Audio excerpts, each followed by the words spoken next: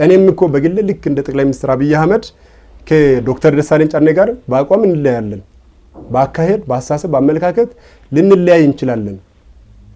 ነገር ግን የጋራ የሚያደርጉ ነገሮች የሉም ማለት አይደለም። ያ ማለት አብረን መቆም የምንችልባቸው ነገሮች የሉም ማለት አይደለም።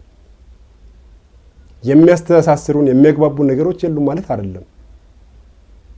ዶክተር ደሳለኝ ጫኔና ጠቅላይ ሚኒስትር አብይ አህመድ ሌሎች የሚለያዩባቸው በርካታ ጉዳዮች ቢኖራቸውም እንኳን ዛሬ በዚህ ጉዳይ መግባባት መስማማት ይገባቸው ነበር። እውነቴን ነው የምላችሁ። የጋራ ጉዳይ ነው።